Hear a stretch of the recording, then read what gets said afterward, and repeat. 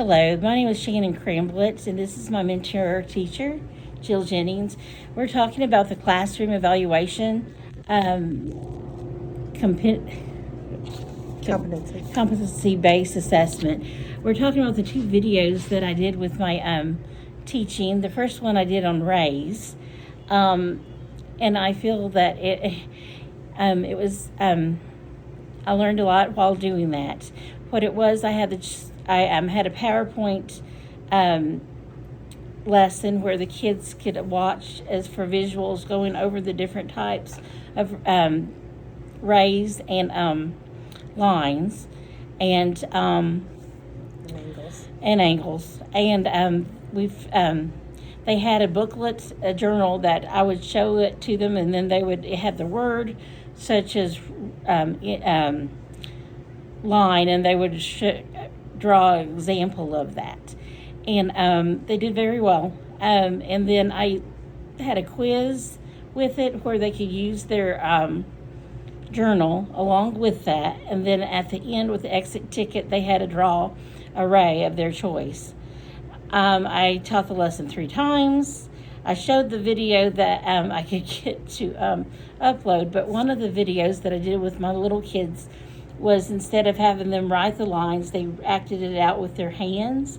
And by doing that, adding that kinesthetic to it, I noticed that they were able to remember it more. Mm-hmm. So, it made me rethink my lesson. But each time I teach it, I feel like I get better because you learn how they...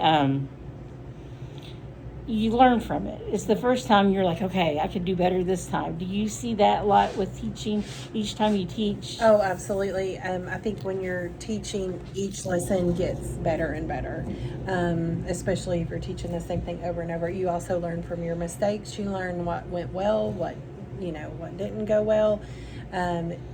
Also, when you're teaching the kids, you can start to see where they're not learning and they're not getting it, and where you need to do some more refinement with it. So yes, every time you teach the lesson, you get better and you learn from your mistakes, and you know what works and what doesn't work. So I also teach different age levels, and it's interesting too.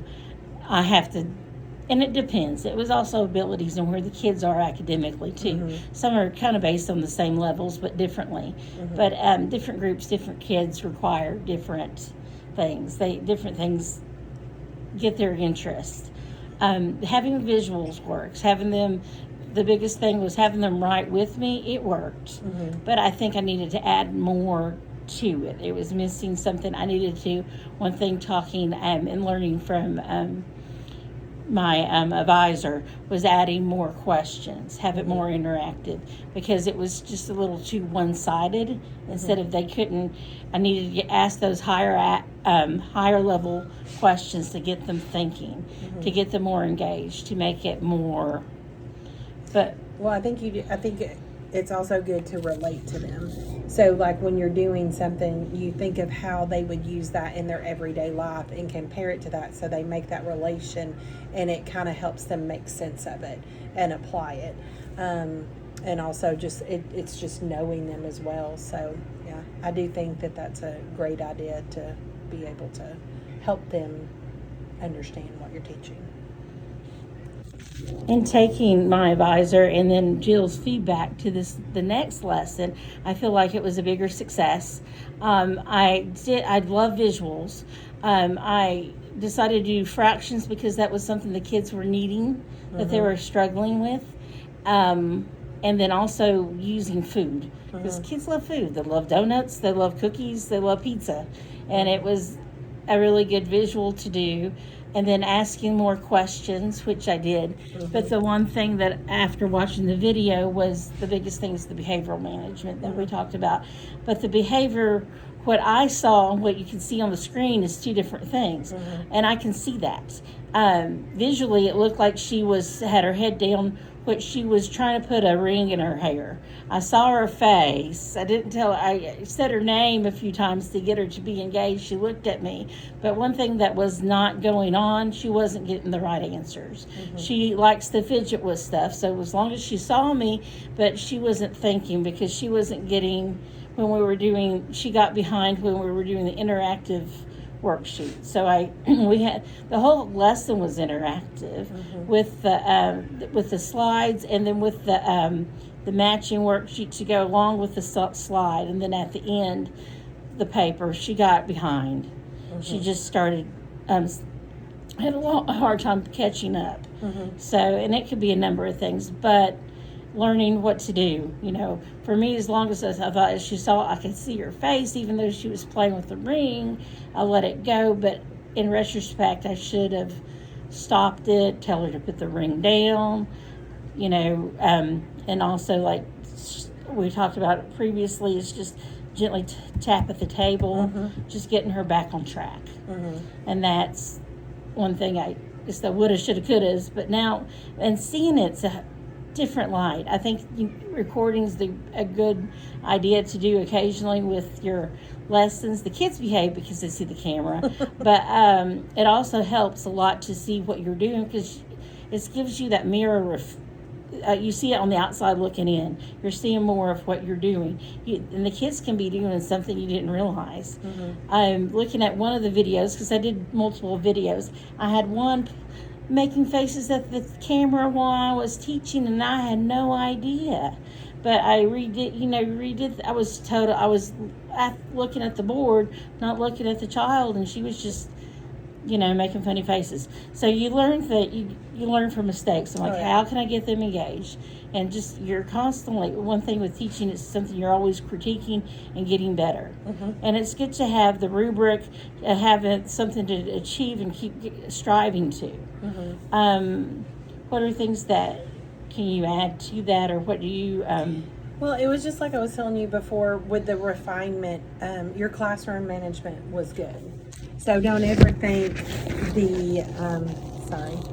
don't ever think that a refinement is like, oh, I messed up on that, or oh, I didn't do a good job. Tweaking. Yeah, you're always, as teachers, we're always learning, and the best way that we can be is to always be open to just doing even better. So your refinement may have been listed when we were talking about it as the classroom management, but you did a great job. Thank you. You had kids that were looking, but there were things that you could do that you were like, oh wow, okay, so if I would have tapped on the desk, that would have been a little bit better. And then from watching behind, I couldn't see, like you said, that she had a ring.